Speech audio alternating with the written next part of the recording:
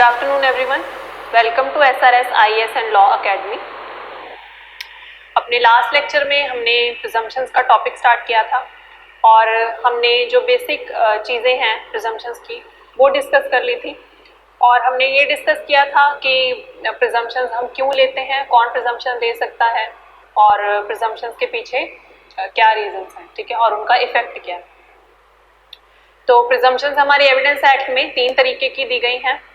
हम पिछले लेक्चर से ही कंटिन्यू करते हुए अब प्रिजम्पशंस का लॉ आगे पढ़ते हैं क्या है और देखते हैं कि कौन से रेलिवेंट सेक्शंस हैं जो प्रिजम्पशंस के साथ डील करते हैं, ठीक है। तो आप एक चार्ट बना सकते हो प्रिजम्पशंस को डिवाइड करते हुए 3 हेड्स में।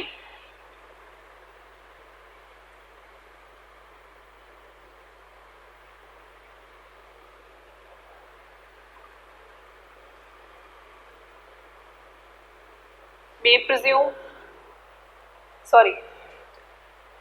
ब्रॉडली हम प्रिजम्पशंस को वैसे तीन हेड्स में डिवाइड करते हैं, बट हम इसे 2 हेड्स में डिवाइड करके देखेंगे, फिर हम इसे फर्दर डिवाइड करेंगे। बट अभी आप लिख सकते हो मे प्रिज्यूम, शैल प्रिज्यूम और कंक्लूसिव प्रूफ।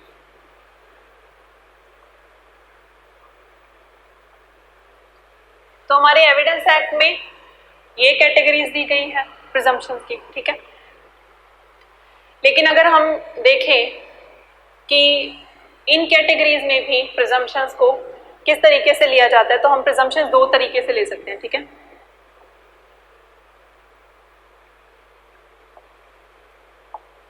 ये तो कैटेगरीज होगी, पर प्रिजम्पशंस होती कितने तरह की हैं? 2 तरह की, प्रिजम्पशन ऑफ फैक्ट और प्रिजम्पशन ऑफ लॉ।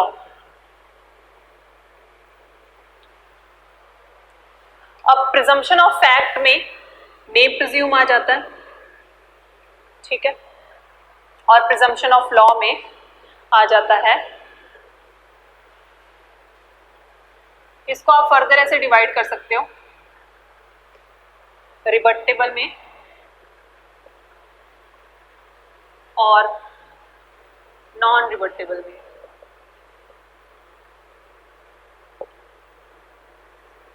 तो मे प्रिज्यूम जो है वो ये ऑलवेज रिबटेबल होती है,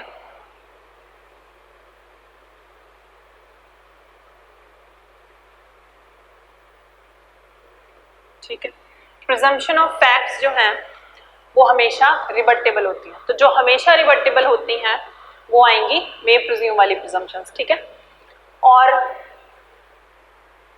जो कुछ केसेस में रिबटेबल है, कुछ केसेस में नहीं है, तो वो आएंगी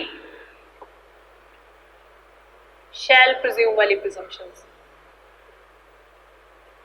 और जिसे हम रिबट ही नहीं कर सकते वो क्या हो जाएगा? Conclusive proof.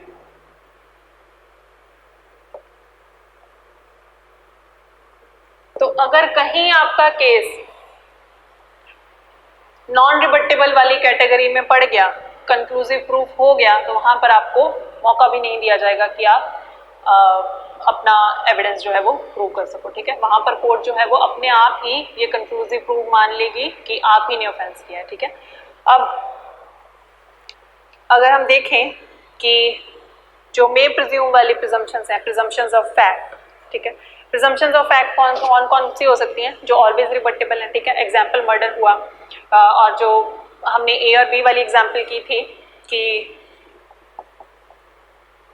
सी का मर्डर हुआ और बी जो है वो क्लासरूम से भाग रहा था, बी की शर्ट पर खून के धब्बे थे, बी घबराया हुआ था, ठीक है। तो एक प्रिजम्पशन ये उठती है कि हो सकता है कि बी मर्डर बी नहीं किया, ठीक है। तो ये वाली जो प्रिजम्पशन होगी, फैक्ट्स से हमने देखा कि ये फैक्ट्स हैं, तो हो सकता है कि बी ने मर्डर किया हो, तो कोर्ट मे प्रिज्यूम, ठीक है। और हमने लास्ट लेक्चर में ये भी डिस्कस किया था कि जो रिबटेबल प्रिजम्पशंस होती हैं, बेसिकली हम मे प्रिज्यूम ही डिस्कस कर रहे थे, तो मे प्रिज्यूम वाली ऑलवेज रिबटेबल प्रिजम्पशंस होती हैं, और जो ऑलवेज रिबटेबल प्रिजम्पशंस होती हैं वो किस चीज़ पर बेस्ड होती हैं? लॉजिक पर, ठीक है। अब इस केस में, इस एग्जाम्पल में, अगर बी घबराया हुआ है और सी का मर्डर हुआ है, बी घबराकर भाग रहा है, बी बी की शर्ट पर खून के धब्बे भी हैं। तो लॉजिक क्या कहता है कि बी ही जो है वो मर्डरर होगा, ठीक है। अब ये जो लॉजिक है हमने ये भी डिस्कस किया था कि logic person to person differ करता है, ठीक है। हो सकता है कि मैं किसी और तरीके से सोचती हूँ और आप किसी और तरीके से सोचते हो, आप कोई और लॉजिक लगा रहे हो, मैं कोई और लॉजिक लगा रही हूँ, ठीक है। एक कॉइन की दो साइड्स होती है ना, तो हो सकता है मैं एक साइड देख रही हूँ, आप दूसरी साइड देख रहे हो, तो लॉजिक जो है वो डिफर करता है। इसीलिए हम इसे मे प्रिज्यूम वाली कैटेगरी में रखते हैं, ठीक है। मैंने एक प्रिजम्पशन ले ली कि आपने कोई ऑफेंस किया है, तो अब आपके पास अपॉर्चुनिटी है उसे रिबट करने की। आप रिबट करो कि नहीं वो ऑफेंस मैंने नहीं किया, ठीक है। अब जो लॉ वाली प्रिजम्पशंस होती हैं, यहाँ पर तो फैक्ट वाली प्रिजम्पशन है, कोर्ट लॉजिक लगाएगी और कोर्ट देखेगी कि वो प्रिज्यूम कर सकती है या नहीं कर सकती। और हमने पिछले लेक्चर में ये भी देखा था कि मे प्रिज्यूम जो है it also includes may not presume, ठीक है। तो अगर किसी फैक्ट से कोर्ट को लग रहा है, किसी केस के फैक्ट से, कि उसे कुछ प्रिजम्पशंस लेनी चाहिए कि ए बी सी डी जो भी एक्यूज्ड है उसी ने ऑफेंस किया है, तो कोर्ट वो चीज प्रिज्यूम कर लेगी। अगर कोर्ट को लगेगा कि फैक्ट्स ऐसे दिखा रहे हैं कि हो सकता है कि ये इनोसेंट है, तो कोर्ट ये प्रिज्यूम कर लेगी कि वो इनोसेंट है, ठीक है। तो मे प्रिज्यूम में मे और मे नॉट प्रिज्यूम दोनों आते हैं। इसी तरीके से यहाँ पर तो कोर्ट की डिस्क्रिशन थी, कोर्ट अपना लॉजिक लगाएगी, ठीक है।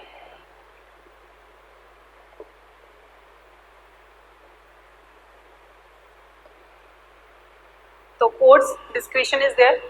अब जहां पर प्रिजम्पशन ऑफ लॉ है, वहां पर लॉ ने ये कह दिया कि आपको कोई चीज जो है वो प्रिज्यूम करनी पड़ेगी, ठीक है। तो लॉ कहता है कि आपने प्रिजम्पशन लेनी है, तो आपको वो प्रिजम्पशन लेनी ही पड़ेगी, इसीलिए यहाँ पर शैल प्रिज्यूम आ जाता है, ठीक है। तो कोर्ट शैल प्रिज्यूम, कोर्ट को वो प्रिजम्पशन लेनी ही पड़ेगी।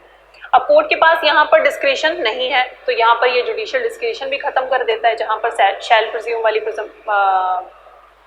प्रोविजन आ जाएगी, ठीक है।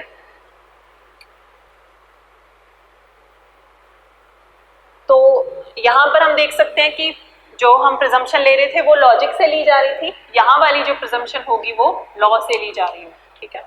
क्योंकि लॉ ने कहा है कि आपको प्रिज्यूम करना है, तो आपको प्रिज्यूम करना पड़ेगा, ठीक है। जैसे अगर हम इसकी एग्जाम्पल में ले सकते हैं सेक्शन 114A, ठीक है, जहां पर रेप केस है और लड़की कह देती है कि उसकी कंसेंट नहीं थी, तो कोर्ट ये प्रिज्यूम करेगी कि उसकी कंसेंट नहीं थी और जो एक्यूज्ड है वो गिल्टी है, ठीक है। अब बर्डन ऑफ प्रूफ जो है वो एक्यूज्ड पर होगा, वो प्रूव करे कि लड़की की कंसेंट थी या नहीं थी, ठीक है। तो अब सपोज अगर कोर्ट को दिख भी रहा हो सर्कमस्टांसेस ऑफ केस से, या अगर सपोज ये जो लड़की है डब्ल्यू, सपोज अगर कोर्ट को पता भी हो कि डब्ल्यू ने ऐसे और बहुत सारे फॉल्स केसेस जो हैं वो पहले भी लगाए हुए हैं दूसरे लोगों पर, तभी भी कोर्ट को लॉ के दायरों में बनते हुए यही प्रिज्यूम करना पड़ेगा कि वो सच ही बोल रही है, ठीक है। और हर बार जो एक्यूज है उसे प्रूव करना पड़ेगा कि वो गिल्टी नहीं है, ठीक है। और हमने लास्ट लेक्चर में ये भी देखा था कि जो प्रिजम्पशंस हैं तो उसका इफेक्ट क्या होता है कि वो बर्डन ऑफ प्रूफ जो है वो शिफ्ट करती रहती है, ठीक है। तो अगर मे प्रिज्यूम में हमने ये भी डिस्कस किया था कि नॉर्मल केसेस में जो प्रिजम्पशन ऑफ इनोसेंस होती है वो एक्यूज के पास होती है, लेकिन जहां पर कोर्ट ने प्रिज्यूम कर लिया कि आप गिल्टी हो, तो वहां पर बर्डन ऑफ प्रूफ आप पर आ जाएगा कि अब आप प्रूव करोगे, प्रोसिक्यूशन प्रूव नहीं करेगा कि आप गिल्टी हो, ठीक है। अब आप प्रूव करोगे कि आप गिल्टी नहीं हो, और इन केस अगर आप कुछ चीजें प्रूव कर देते हो कि आप गिल्टी नहीं हो, तो फिर से वो बर्डन ऑफ प्रूफ जो है वो प्रोसिक्यूशन पर आ जाएगा। इस केस में भी ऐसा ही है, अगर कोर्ट शैल प्रिज्यूम, तो कोर्ट ने लॉ के दायरे में बंद कर अगर ये प्रिज्यूम कर लिया कि ये जो एम है ये एक्यूज्ड है रेप का और गर्ल की कंसेंट नहीं थी, तो अब एम के ऊपर बर्डन ऑफ प्रूफ आ जाएगा कि उसे प्रूव करना होगा कि गर्ल की कंसेंट थी, ठीक है। अब हम प्रिजम्पशन ऑफ लॉ लेते क्यों हैं, ठीक है। तो प्रिजम्पशन ऑफ लॉ जो है ना वो बेस्ड है पब्लिक पॉलिसी पर। कुछ जो प्रिजम्पशंस हैं वो हमें जबरदस्ती मानने पड़ेंगे। प्रिजम्पशन ऑफ फैक्ट में कोर्ट की मर्जी थी, कोर्ट प्रिज्यूम कर सकती है, कोर्ट प्रिज्यूम नहीं कर सकती। प्रिजम्पशन ऑफ लॉ में पब्लिक पॉलिसी इन्वॉल्व है, ठीक है। तो प्रिजम्पशन ऑफ लॉ में पब्लिक पॉलिसी को देखते हुए कोर्ट को कुछ चीजें प्रिज्यूम करनी ही पड़ेंगी, ठीक है, चाहे कोर्ट की मर्जी हो चाहे नहीं। और हमने वो केस भी देखा जैसे सेक्शन 114A में अगर एक लड़की, वही लड़की अगर झूठे रेप केसेस डालकर पैसे हड़पने में वो ऐसे फेमस है कि हाँ वो झूठे झूठे केसेस डालती है और कोर्ट को पता है कि उसके और भी बहुत सारे झूठे केसेस चल रहे हैं, तभी भी कोर्ट के हाथ यहाँ पर लॉ से बंधे हुए हैं, कोर्ट को प्रिज्यूम करना ही पड़ेगा कि उसकी कंसेंट नहीं थी, ठीक है। अब ये भी हमने डिस्कस किया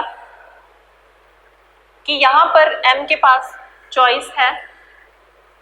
चॉइस क्या, उसके पास चांस है कि वो इस प्रिजम्पशन को रिबट कर दे। कोर्ट के हाथ तो बंधे हुए थे, कोर्ट ने लॉ के दायरे में रहते हुए ये प्रिज्यूम कर लिया, करना ही पड़ा उसे कि जो एम है ये एक्यूज्ड है। बट अब एम के पास चांस है कि वो कोर्ट की प्रिजम्पशन को रिबट करके अपने आप को इनोसेंट प्रूव कर दे, ठीक है। अगर वो इनोसेंट प्रूव कर देता है तो वो बच जाएगा, अगर सपोज वो अपने आप को इनोसेंट प्रूव नहीं कर पाता तो फिर वो कन्विक्ट हो जाएगा, ठीक है। और बट अब ये जो नॉन रिबटेबल केसेस हैं जहां पर कंक्लूसिव प्रूफ ही है, वहां पर जो भी एक्यूज्ड है उसके पास ये चांस ही नहीं है कि वो कोर्ट की प्रिजम्पशन को रिबट कर दे, ठीक है। प्रिजम्पशन भी नहीं, ये तो कंक्लूसिव प्रूफ ही है। कोई कोर्ट बाय लॉ अगर कुछ कंक्लूसिव मान लेती है तो वो कंक्लूसिव हो जाएगा, ठीक है। दूसरी पार्टी को मौका भी नहीं मिलेगा कि वो प्रूव कर सके, कि वो अपनी साइड रख सके, ठीक है। कंक्लूसिव प्रूफ के सेक्शंस, अच्छा इसके जो सेक्शंस हैं,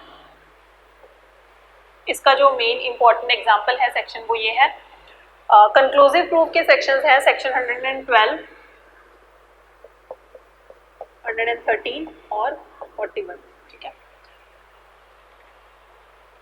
और मे प्रिज्यूम में हमने कल किया था 113A।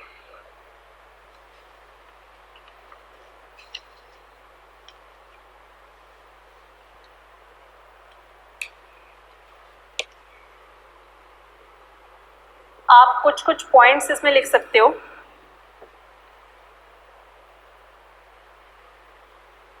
Presumption of fact are natural presumptions, comma permissive presumptions,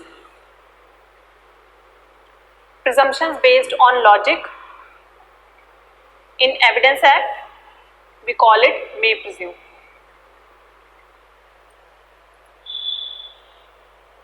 Presumptions of law are artificial presumptions because of public policy, ठीक है। तो पब्लिक पॉलिसी की वजह से लॉ हमें वो प्रिजम्पशंस बना कर दे रहा है, ठीक है, हम खुद नहीं बना रहे वो प्रिजम्पशंस, तो इसीलिए वो आर्टिफिशियल प्रिजम्पशंस हैं। And artificial presumptions may not be based on logic. They are compelling presumptions.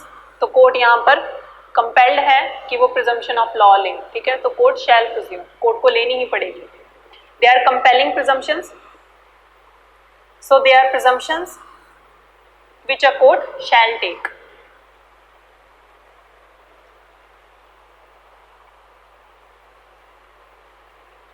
और अगर प्रिजम्पशन जो है वो इररिबटेबल है, ठीक है, नॉन रिबटेबल, इररिबटेबल एक ही चीज है। अगर प्रिजम्पशंस इररिबटेबल हैं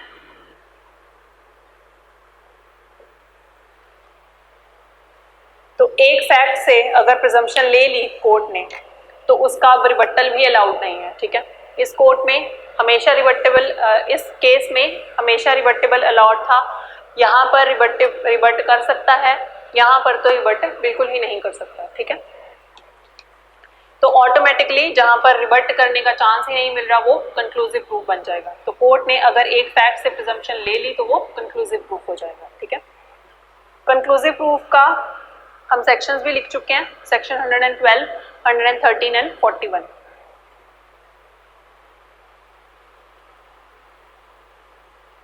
इसके आप मे प्रिज्यूम के कुछ और सेक्शंस लिख सकते हो।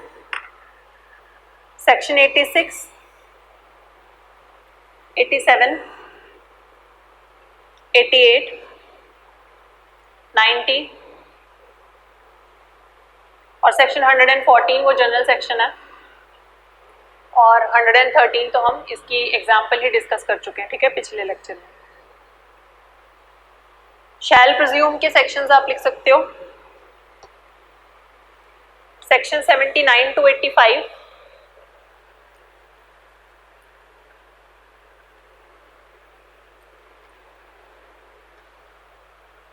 सेक्शन 89, सेक्शन 105, 111A,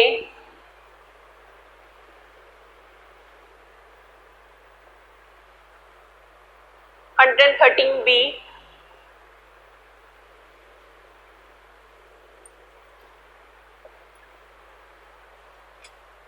और 114A।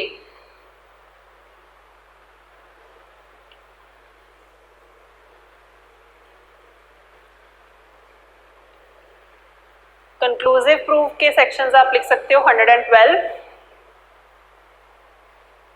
113 और 41, ठीक है। मैं देख लूं कुछ छूट तो नहीं गया।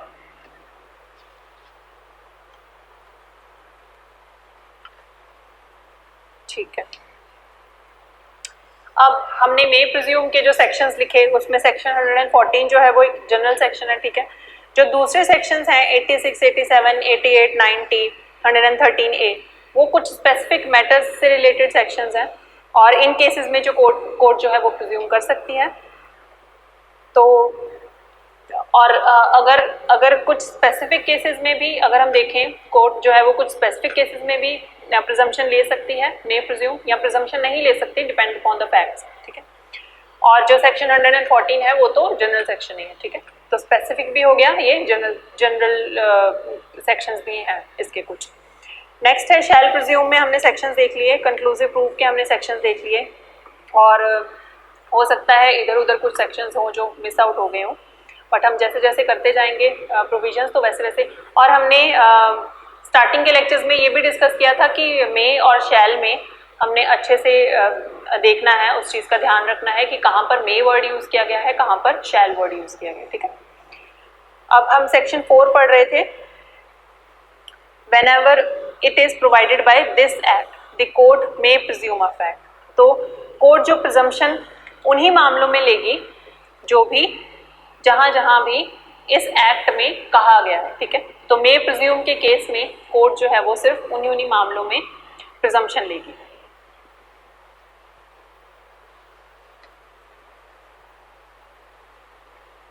हमने ये चीज भी डिस्कस की कि कोर्ट जो है, आप ये एक पॉइंट बनाकर लिख लो, court may presume a fact, ये हम ऑलरेडी डिस्कस कर चुके हैं। Court may presume a fact includes,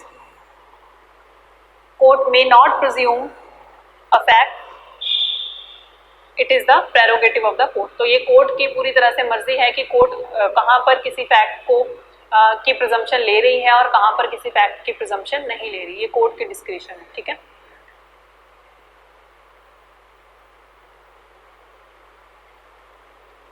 अब नेक्स्ट आप लाइंस अगर पढ़ो, may presume a fact, it may either regard such fact as proved unless and until it is disproved और may call for proof of it. तो court presume कर सकती है और उसको प्रूव्ड मान सकती है ऐसे ही, ठीक है, प्रिज्यूम करके, और प्रूव्ड अगर मान लेगी तो फिर जो दूसरी पार्टी है उसे प्रूव करना पड़ेगा कि ये जो फैक्ट है ये गलत है, ठीक है, मेरे खिलाफ ये जो फैक्ट है ये गलत है। और या फिर कोर्ट जो है वो प्रिजम्पशन ले सकती है और कह सकती है कि मैं इस फैक्ट से सहमत नहीं हूँ कि ये जो एक्यूज्ड है यही गिल्टी है, ठीक है। तो फिर वो प्रोसिक्यूशन से जो जिस भी तरीके की कोर्ट प्रिजम्पशन लेगी उसी तरीके से केस चलेगा, ठीक है। आप डेफिनेशन लिख सकते हो मे प्रिज्यूम की, डेफिनेशन दी है फिप्सन ने।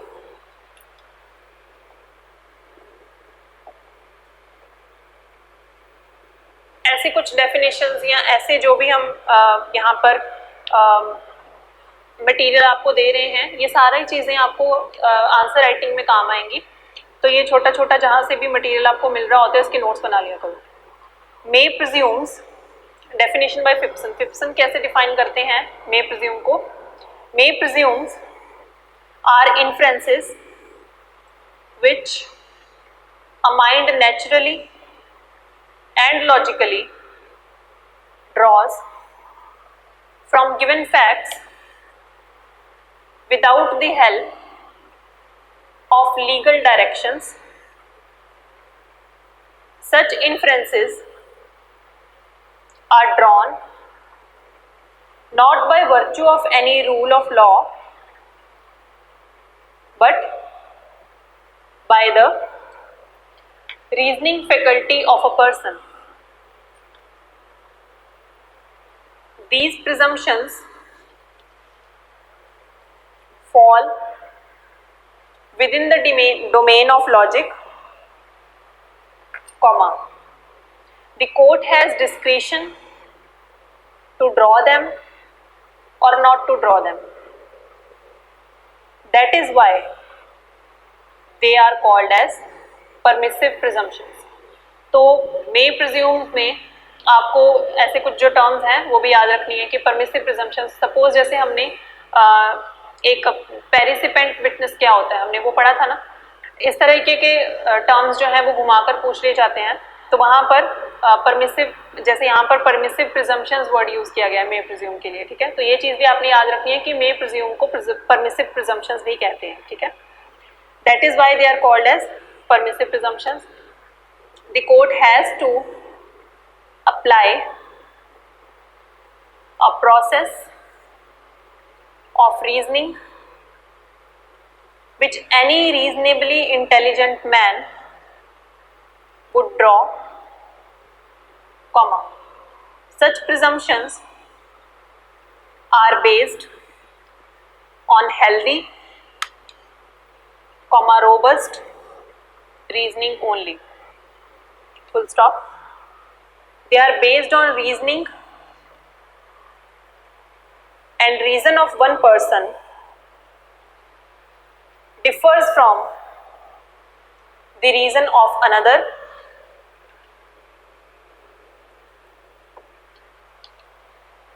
comma, that is the reason why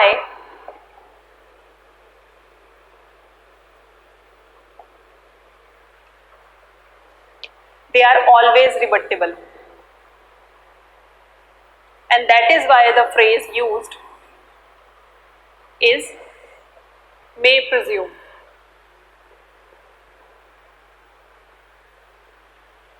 case लिख सकते हो आप, Sodhi transport company versus state of Uttar Pradesh 1986 supreme court. In may presume, the trial court has a discretion to presume. क्या presume करने की discretion है? एक fact को, ठीक है? A discretion to presume a fact or refuse to presume a fact.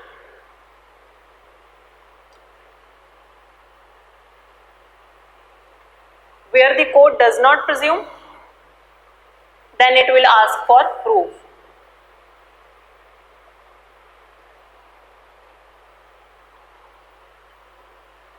तो हमने अब तक जितनी भी डिस्कशन की प्रिजम्पशंस को लेकर, मे प्रिज्यूम को लेकर, उसका एक सार, उसका एक निचोड़ इन लाइंस में बनता है। तो आप क्रक्स के लिए ये लाइंस लिख सकते हो समझने के लिए wherever the word may presume is used in the act, comma, a discretion has been given to the court to presume or refuse to presume the fact, unlike shall presume where there is no discretion. तो हमने ये discuss किया कि may presume में may not presume भी आता है, तो वहां पर कोर्ट की डिस्क्रिशन है कि वो प्रिज्यूम करे या नहीं करे, ठीक है। और शैल प्रिज्यूम में ऐसी कोई डिस्क्रिशन नहीं है, जहां पर शैल प्रिज्यूम आ गया वहां पर कोर्ट बाउंड बाय लॉ है कि उसे प्रिज्यूम करना ही पड़ेगा, ठीक है। तो वहां पर कोर्ट की डिस्क्रिशन खत्म हो जाती है। So presumption of facts are the basis of may presume. तो हमने यही चीज डिस्कस की, वो जो इतना बड़ा टेबल हमने बनाया था, तो एक प्रिजम्पशन ऑफ फैक्ट थी, एक प्रिजम्पशन ऑफ लॉ थी। तो मे प्रिज्यूम का बेसिस क्या है? Presumption of fact. तो हम फैक्ट्स को लेकर कुछ चीज प्रिज्यूम कर सकते हैं या नहीं कर सकते, ठीक है। नेक्स्ट आप हेडिंग डाल सकते हो इफेक्ट ऑफ प्रिजम्पशंस।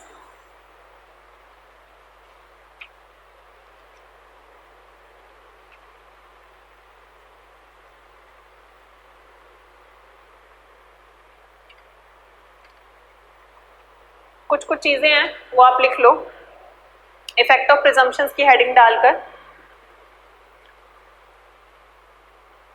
इफेक्ट क्या है प्रिजम्पशन का? That the court in its own sagacity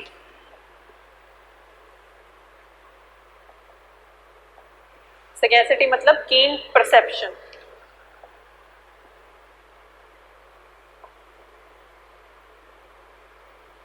अपनी लीगल वोकेबलरी भी आप बढ़ाते रहो, क्योंकि एग्जाम में जब आप लैंग्वेजेस के पेपर्स अटेम्प्ट करोगे तो वहाँ पर आपको ऐसे जो वर्ड्स होंगे लीगल वर्ड्स उनकी नॉलेज काम आएगी, ठीक है। तो वहाँ पर आप अच्छे से, और अपने एसेज में भी आप ऐसे अच्छी वोकेबलरी यूज़ करके अपने ऐसे के भी मार्क्स बढ़ा सकते हो, ठीक है। नॉर्मल वर्ड्स तो हर एक बच्चे ने लिखे होंगे, अगर आपने कुछ अच्छी वोकेबलरी यूज़ की होगी, अच्छे थॉट्स यूज़ किए होंगे, अच्छे फैक्ट्स यूज़ किए होंगे अपने केस एसेज में, तो वो आपको आपका बार जो है वो थोड़ा ऊपर ले जाता है, ठीक है। तो ऐसी छोटी छोटी चीज़ें हैं जो हमें कॉम्पिटिटिव एग्जाम्स में हेल्प करती हैं। अच्छा, the court in its own sagacity has accepted a fact to be true. तो इफेक्ट क्या होगा प्रिजम्पशन का? कि कोर्ट ने अपनी परसेप्शन में ये मान लिया कि एक जो फैक्ट है वो ट्रू है, ठीक है। इसके ब्रैकेट में आप लिख सकते हो मे प्रिज्यूम। तो ये तो प्रिजम्पशन ऑफ लॉ का इफेक्ट हो गया। अब प्रिजम्पशन ऑफ फैक्ट का इफेक्ट हो गया। अब प्रिजम्पशन ऑफ लॉ का क्या इफेक्ट है, ठीक है। तो इस पर आप कुछ लिख लो प्रिजम्पशन ऑफ लॉ की हेडिंग डालकर। Presumptions of law may be based on logic, comma, and may not be based on logic or reasoning, but public policy demands so। तो हमने अभी वो जो चार्ट डिस्कस किया था उसमें क्या डिस्कस किया था कि प्रिजम्पशन ऑफ लॉ जो है वो बेसिकली पब्लिक पॉलिसी पर बेस्ड है, इसीलिए वो प्रिजम्पशंस ऑफ लॉ बनाई गई हैं। So presumptions of law may be based on logic, may not be based on logic or reasoning, but public policy demands so। तो हो सकता है वो लॉजिक पर बेस्ड हो, या हो सकता है कि वो पब्लिक पॉलिसी की वजह से हम जो शैल प्रिज्यूम है, ये जो जितनी भी प्रिजम्पशन ऑफ लॉ है वो ले जा रही है, ठीक है। So presumption of fact is based on reasoning and presumption of law is based on public policy. तो अगर ये जितना भी हम अभी डिस्कस करने जा रहे हैं, अगर आपसे क्वेश्चन पूछ लिया जाए कि डिफरेंस बताओ प्रिजम्पशन ऑफ फैक्ट में और प्रिजम्पशन ऑफ लॉ में, तो आपने यही सारा जो है वो डिस्कस करना है। और आपको ये भी पता होना चाहिए, जो हमने अभी चार्ट बनाया था उसका पर्पस ही ये था कि आपको ये पता होना चाहिए कि प्रिजम्पशन ऑफ फैक्ट क्या है और प्रिजम्पशन ऑफ लॉ क्या है। क्वेश्चन अगर हो सकता है आपसे डायरेक्टली इस तरीके से ना पूछा जाए कि मे प्रिज्यूम, शैल प्रिज्यूम, कंक्लूसिव प्रूफ, ऐसे डायरेक्ट क्वेश्चन आपको नहीं आएंगे, ठीक है। आपसे क्वेश्चन इस तरीके से आ सकते हैं, प्रिजम्पशन ऑफ फैक्ट से आप क्या समझते हो, प्रिजम्पशन ऑफ लॉ से क्या समझते हो, डिपेंड्स अपॉन कितने मार्क्स का आता है, या इन दोनों के बीच में डिफरेंस बताओ। तब आपने ये सारा जो कंसेप्ट है, जितना भी हमने लास्ट के 2 लेक्चर्स में अभी जो भी डिस्कस कर रहे हैं, वो सारा आंसर लिखना है, ठीक है। मैं फिर से पढ़ रही हूँ, आप जहाँ पे छूटा होगा. Presumption of law may be based on logic, may not be based on logic or reasoning, but public policy demands so. Presumption of fact is based on reasoning. Presumption of law is based on public policy. तो जो presumption of fact है वो reasoning पर based है और presumption of law जो है वो public policy पर based है. It is a presumption which, because of public policy, the legislature has ordained that every code, comma, if one fact exists, shall presume the existence of a matter. Shall presumes are basically artificial presumptions. Artificial क्यों है? क्योंकि law ने बना कर दी है, ठीक है, तो आर्टिफिशियल है. और मे प्रिज्यूम्स आर नेचुरल प्रिजम्पशंस, क्योंकि ये नेचुरली अराइज हो रही हैं, ठीक है, फैक्ट से डिपेंड कर रहे हैं कैसे फैक्ट आ रहे हैं. और कोर्ट जो है वो उसकी डिस्क्रिप्शन है, कोर्ट क्या सोच रही है उन फैक्ट्स को लेकर, ठीक है. तो ये नेचुरल प्रिजम्पशंस हैं और जो शैल प्रिज्यूम्स हैं ये आर्टिफिशियल प्रिजम्पशंस हैं. So जो artificial presumptions हैं, that is shall presumes, they are compelling presumptions and presumptions of fact are permissive presumptions.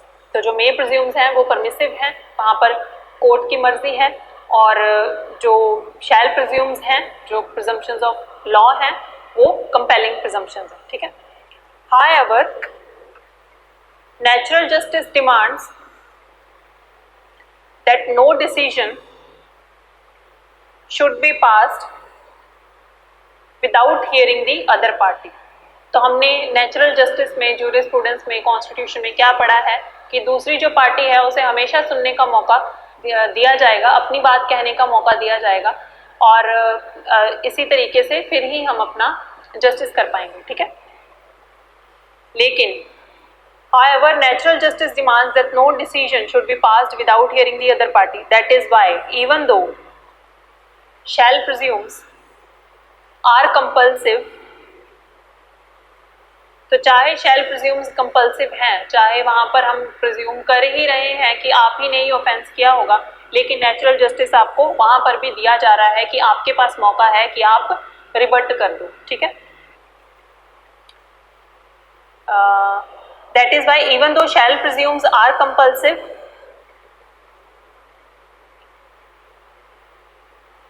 but because of natural justice, a chance is given, and that is why they are rebuttable.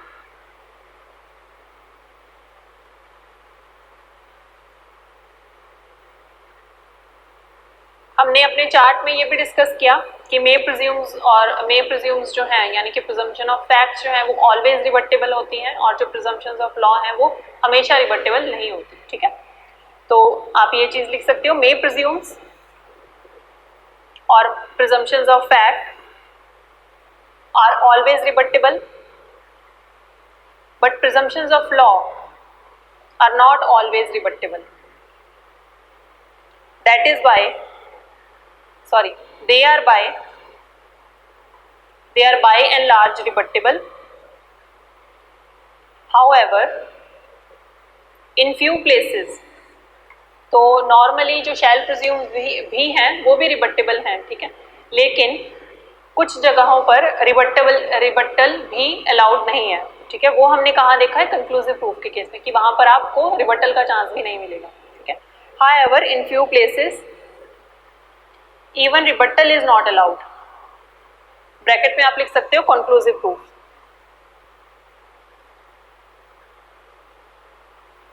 These are the exceptions of natural justice because there is only one reason, that is public policy.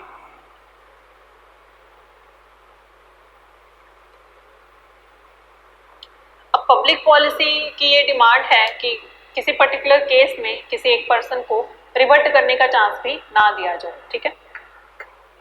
तो वहाँ पर हम रिबट करने का chance भी नहीं देंगे। Example के लिए सेक्शन 112 हम देखते हैं, जहाँ लेजिटिमेसी ऑफ चाइल्ड की बात आती है तो उसे हम एज कंक्लूसिव प्रूफ लेते हैं।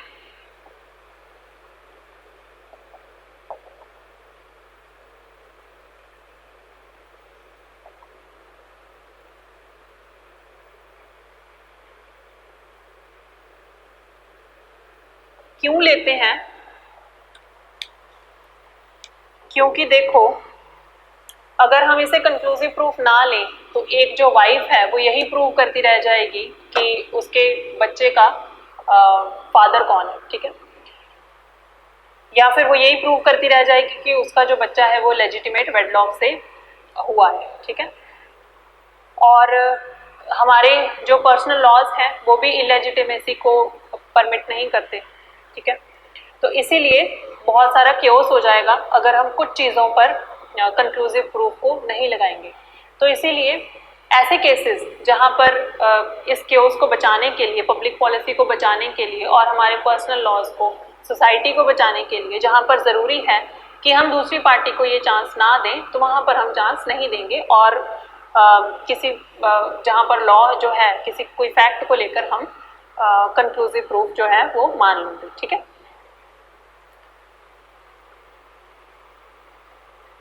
अब आप शैल प्रिज्यूम, नेक्स्ट जो हमारी है मे प्रिज्यूम का सारा हमने लॉ पढ़ लिया। नेक्स्ट है शैल presume. Whenever it is directed by this act that the court shall presume a fact, it shall regard such fact as proof unless and until it is disproved। तो मे presume की तरह ही court को जहाँ पर ये act direct करता है कि आपने ये किसी फैक्ट को प्रिज्यूम करना है, तो it shall regard such fact as proved. तो कोर्ट उस फैक्ट को ऐसे मानेगी कि वो प्रूव्ड है, unless and until it is disprove. तो अनलेस एंड अनटिल उसे डिस्प्रूव किया जाए, ठीक है। अब ये जो लाइंस हैं, whenever it is directed by this act, इसका क्या मतलब है कि जो शैल प्रिज्यूम्स हैं वो सिर्फ बाय दिस एक्ट, यहाँ पर इन्होंने वर्ड्स यूज किए हैं, ठीक है, तो वो सिर्फ क्रिएशन ऑफ एविडेंस एक्ट है, ठीक है। इससे हमें ये पता चलता है कि जो शैल प्रिज्यूम्स हैं वो सिर्फ क्रिएशन ऑफ एविडेंस एक्ट है। इसमें आप केस लिख सकते हो, गरू versus GARU, Guru versus Venkat Swami.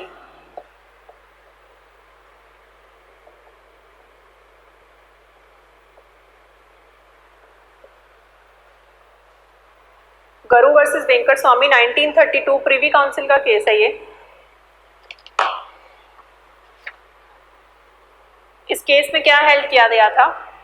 Presumptions of law are artificial presumptions, arbitrary presumptions, and these are arbitrary inferences which may not be based on reason, ठीक है। तो हमने जहाँ पर वो एग्जाम्पल की थी कि एक लड़की है W और एक्यूज्ड है M, और लड़की कह रही है कि वो रेप केस फाइल करती है और कहती है कि उसकी कंसेंट नहीं थी, तो यहाँ पर कोई भी ऐसा लॉजिक नहीं बनता कि हम इसको डायरेक्ट गिल्टी मान लें, ठीक है, लॉजिक ऐसा नहीं बनता। लेकिन अब ये आर्बिट्रेरी इन्फ्रेंस है, यहाँ पर हमें शैल प्रिज्यूम दिया गया है तो हमें प्रिज्यूम करना पड़ेगा, ठीक है। यही चीज इस केस में बोली गई है, presumptions of law are artificial presumptions and arbitrary presumptions. तो इसके लिए तो ये आर्बिट्रेरी हो गया ना कि इसको तो चांस नहीं मिला अपनी बात कहने का। वो अलग बात है कि इसकी तरफ जब प्रिजम्पशन हो गई तो उसे बाद में चांस मिलेगा कि वो रिबट कर सके, बट एक तरीके से ये फंस तो गया केस में, ठीक है। And these are arbitrary inferences which may not be based on reason. तो जरूरी नहीं है कि इसको फंसाए जाने का कोई रीजन बनता हो या नहीं बनता हो, ठीक है। नेक्स्ट है केस, आप और एक लिख सकते हो, Syed Akbar versus state of Karnataka. Syed Akbar, ये ई है, SYED, Syed Akbar versus state of Karnataka.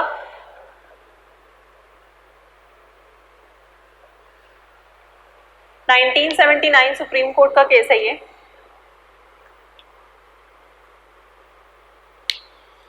The presumptions are based on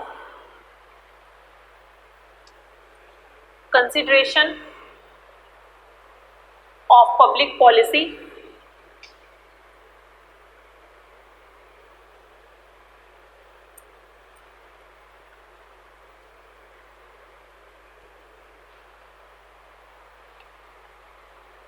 full stop. There may not be logic, yet they are forced by law to the court to take presumptions, comma, no discretion is left to the court in these matters, comma, it is bound to presume a fact to be proved unless it is rebutted in Indian Evidence Act। ठीक है, मैं repeat कर रही हूँ। These presumptions are based on considerations of public policy. There may not be logic, yet they are forced by law to the court to take presumptions. No discretion is left to the court in these matters. It is bound to presume a fact to be proved unless it is rebutted in Indian Evidence Act। ठीक है, इसके sections कौन कौन से हैं, कहाँ कहाँ ये दिया गया है? 79, 80, 81, 83, 85, 89, 105 एक्सेट्रा। ठीक है, 79, 80, 81, 83, 85, 89, 105, इन सारे सेक्शंस में यही कहा गया है कि कोर्ट के पास कोई भी डिस्क्रिप्शन नहीं है, तो ये मैं प्रिज्यूम नहीं कर सकती, कोर्ट को प्रिज्यूम करना ही पड़ेगा। It is bound by law. ठीक है, it is bound to presume. अब जो वर्ड है रिबटेबल, इसका क्या इम्पैक्ट पड़ता है? इम्पैक्ट ऑफ वर्ड रिबटेबल,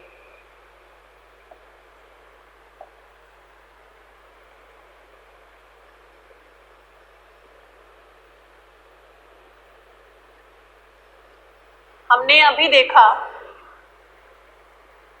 कि मे प्रिज्यूम के केसेस में ऑलवेज रिबटेबल, ठीक है, शैल प्रिज्यूम के केसेस में रिबटेबल, कंक्लूसिव प्रूफ में इररिबटेबल। तो अब इस वर्ड का इम्पैक्ट क्या पड़ रहा है? In rebuttable presumptions of law there is a right given to the opposite party to rebut the presumption. हमने डिस्कस किया अभी कि अगर जो दूसरी पार्टी है उसके पास, चाहे हमने प्रिजम्पशन ले ली है, लेकिन उसके पास ये राइट बनती है कि वो रिबट कर दे, ठीक है, उस प्रिजम्पशन को। It is the right by law. तो अगर लॉ ने कोर्ट को बांध दिया है कि आपने प्रिज्यूम करना है किसी चीज को किसी दूसरे पर्सन के अगेंस्ट, तो वही कोर्ट ने जो दूसरा पर्सन है जिसके अगेंस्ट प्रिज्यूम किया जा रहा है कोर्ट के द्वारा, उसके पास भी ये राइट दी गई है। लॉ ने खुद ही उसे राइट दे दी है कि तुम्हारे पास ये चांस है कि तुम इसे रिबट कर दो। ठीक है, in rebuttable presumptions of law there is a right given to the opposite party to rebut the presumption. It is the right given by law. Presumptions of law which are shall presumes shall become proof only and only if not rebutted. तो हमने अभी किया था कि जो presumptions of law हैं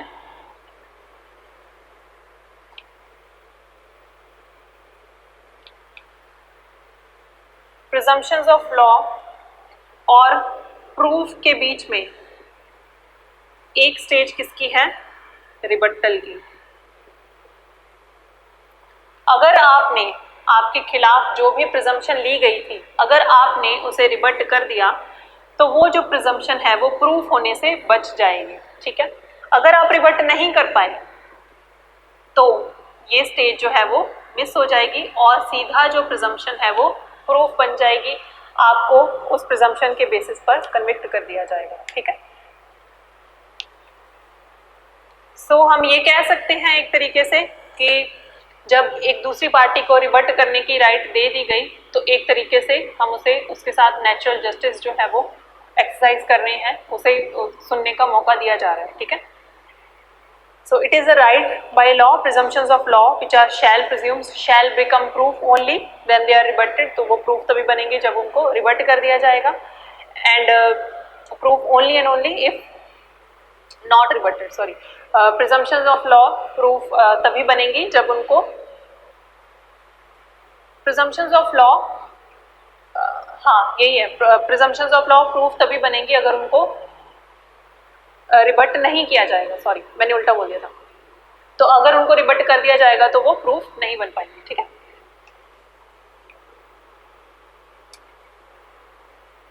next एक line आप लिख सकते हो which means rebuttal is a part of natural justice to the other party. तो ये एक पार्ट ऑफ नेचुरल जस्टिस है दूसरी पार्टी के लिए, ठीक है।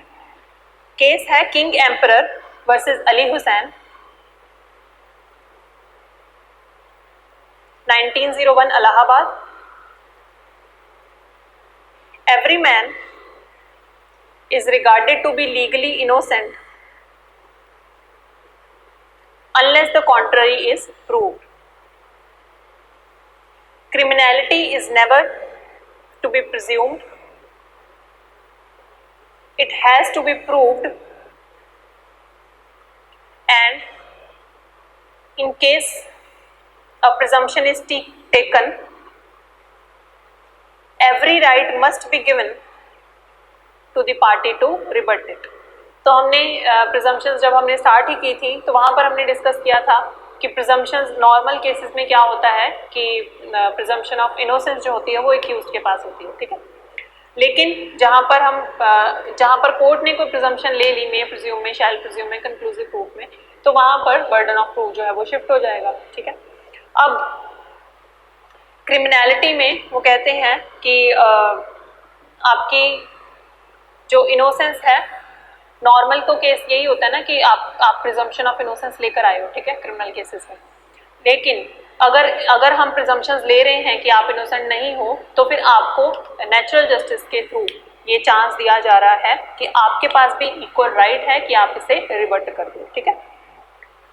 अब हमने आई थिंक ये पहले भी डिस्कस किया था कि ये क्वेश्चन उठता है बार बार कि क्या जो प्रिजम्पशन है वो एविडेंस है, इस प्रिजम्पशन एविडेंस, और ये मेंस में क्वेश्चन आया हुआ है कि अगर कोर्ट ने कोई प्रिजम्पशन ले ली और पार्टी उसे रिबट ना कर पाई तो क्या वो एविडेंस बन जाएगा, ठीक है। क्वेश्चन ये है, इज प्रिजम्पशन एविडेंस। इसके आंसर में आप लैंडमार्क केस लिख सकते हो, Sodhi transport company versus state of Uttar Pradesh. हमने ये केस थोड़ा सा डिस्कस किया था, लेकिन इस केस में हेल्ड क्या हुआ था वो अभी आप लिख सकते हो, ठीक है। सुप्रीम कोर्ट इस केस पर क्या कहती है, 1986 सुप्रीम कोर्ट का केस है ये, Sodhi transport company versus state of Uttar Pradesh. A presumption is neither evidence nor proof, it merely shifts the burden of proof on the party against whom the court has taken the presumption. If the presumption remains unrebutted, it becomes proof. तो अगर presumption जो है वो unrebutted चली जाती है तो वो proof बन जाएगी, अगर वो रिबट हो जाती है तो ये यहीं पर खत्म हो जाएगा केस, ठीक है। तो वो प्रूफ नहीं बन पाएगी। So if the presumption remains unrebutted it becomes proof, full stop. A presumption is not by itself evidence, तो प्रिजम्पशन अपने आप में एविडेंस नहीं है, but only makes a prima facie case for a party in whose favor it exists, and against a party against whom the presumption is taken. तो presumption as it is evidence नहीं है, लेकिन ये benefit दे देती है एक तरीके से जिसके फेवर में presumption ली गई है उस पार्टी को, और दूसरी पार्टी को थोड़ा सा नुकसान हो जाता है कि जिसके फेवर में ये प्रिजम्पशन नहीं ली गई होती, ठीक है। तो बस इसका काम सिर्फ इतना है कि जो प्रिजम्पशन है वो बर्डन ऑफ प्रूफ को शिफ्ट कर देती है। कंक्लूसिव प्रूफ में सेक्शन 4 क्या कहता है? When one fact is declared by this act, so when one fact is declared by this act, तो declared word बहुत इंपॉर्टेंट है यहाँ पर, to be conclusive proof of another, अगर एक फैक्ट को ये एक्ट डिक्लेयर कर देता है कंक्लूसिव प्रूफ, तो जो कोर्ट है on proof of one fact regard the other as proved. Court जो है अगर सपोज इस एक्ट ने फैक्ट ए को कंक्लूसिव मान लिया, तो इसके साथ जो बी फैक्ट होगा ये कंक्लूसिव प्रूफ बन जाएगा, ठीक है। यही कह रही है ये definition. When one fact is declared by this act to be conclusive proof of another, the court on proof of one fact regard the other as proof। तो कोर्ट इस फैक्ट के प्रूफ पर इस फैक्ट को proved मान लेगी, ठीक है, कंक्लूसिव प्रूफ मान लेगी। And shall not allow evidence, shell not allow evidence को अंडरलाइन करके उसके नीचे आप लिख सकते हो, अब जब वो अलाउ ही नहीं करेगी तो वो क्या बन जाता है? इररिबटेबल प्रिजम्पशन, ठीक है। Shall not allow evidence to be given for the purpose of disproving it, तो कोर्ट जो है वो अलाउ ही नहीं करेगी कि आप ये जो फैक्ट है अब इसे डिसप्रूव कर पाओ, ठीक है। तो कंक्लूसिव प्रूफ की यही डेफिनेशन है।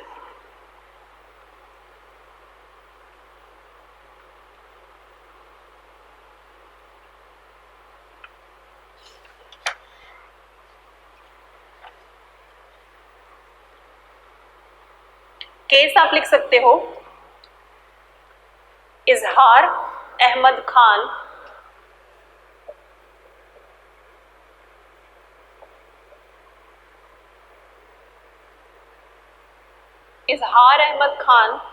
वर्सेस यूनियन ऑफ इंडिया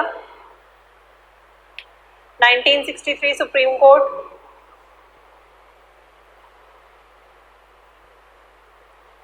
अब ये जो सेक्शन है सेक्शन 4, इस केस में क्या हल किया गया था कि ये जो सेक्शन है, this section recognises 3 rules of evidence.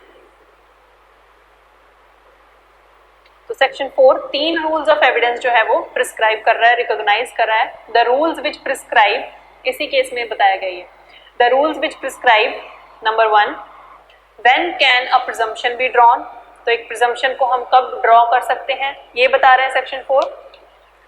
Which presumptions are subject to rebuttal, कौन सी प्रिजम्पशंस जो है उन्हें हम रिबट कर सकते हैं। And which presumptions become conclusive proof.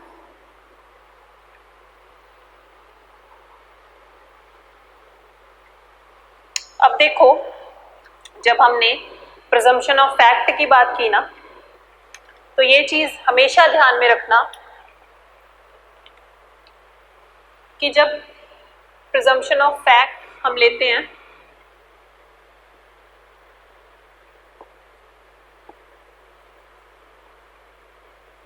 तो ये जो फैक्ट है, ये वर्ड बहुत इंपॉर्टेंट है, ठीक है। हमेशा जो प्रिजम्पशन है वो फैक्ट की ली जाएगी। कोई एक हमने प्रिजम्पशन ले रखी है, प्रिजम्पशन की प्रिजम्पशन नॉट अलाउड, ठीक है, वो गलत हो जाएगी। तो प्रिजम्पशन हमेशा किस चीज की लेनी है? फैक्ट की। फैक्ट क्या होगा? जो भी सच होगा, जो भी हमने फैक्ट की डेफिनेशन में पढ़ा, ठीक है, जो चीज एग्जिस्टेंस में होगी।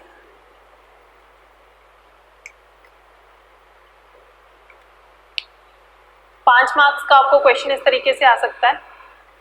अ presumption can only be drawn from facts, presumption can not be drawn from other presumptions. Elucidate, ठीक है, 5 मार्क्स में आप इसको एक्सप्लेन करो। सबसे पहले तो आप सेक्शन 4 एक्सप्लेन करोगे कि यहाँ पर वर्ड्स क्या यूज किए गए हैं। कोर्ट में प्रिज्यूम अ फैक्ट, तो प्रिजम्पशन हमेशा फैक्ट की होगी, प्रिजम्पशन की नहीं होगी। इसमें आप केस भी लिख सकते हो, Suresh Kalani, Suresh KALANI, Suresh Kalani versus state of Maharashtra 1998 supreme court. तो इस केस में क्या हुआ था कि एक डकैती में डाकुओं ने एक आदमी को मार दिया, ठीक है, और उसकी जो एक बड़ी महंगी सी उसने घड़ी पहन रखी थी उसे उतार कर ले गए और चोर बाजार में उस घड़ी को जाकर बेच दिया, ठीक है। पुलिस ने 4-5 महीनों बाद जब रेड की तो घड़ी जो है वो रिकवर हुई और जिसके पास रिकवर हुई वो जवाब नहीं दे पाया कि वो घड़ी उसे कहाँ से मिली थी, ठीक है।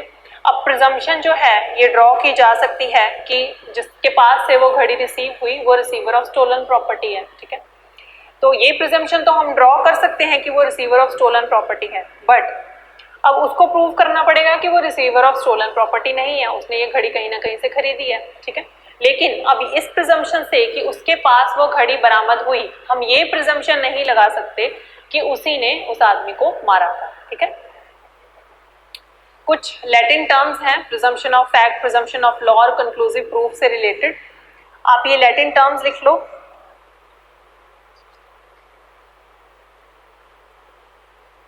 सो प्रिजम्पशन ऑफ फैक्ट को हो सकता है आपको क्वेश्चन इन्हीं लैटिन टर्म्स पर आ जाए कि आप what do you mean by presumptions hominis. मैं आपको अभी स्पेलिंग बता देती हूँ।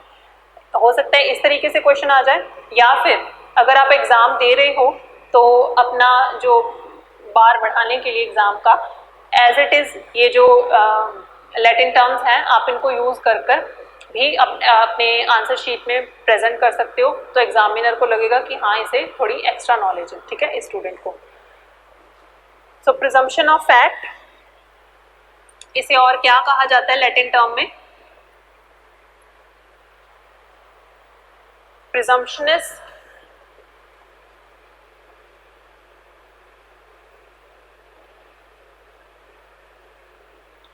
P-R-E-S-U-M-P-T-I-O-N-E-S, प्रिजम्पशनिस hominis.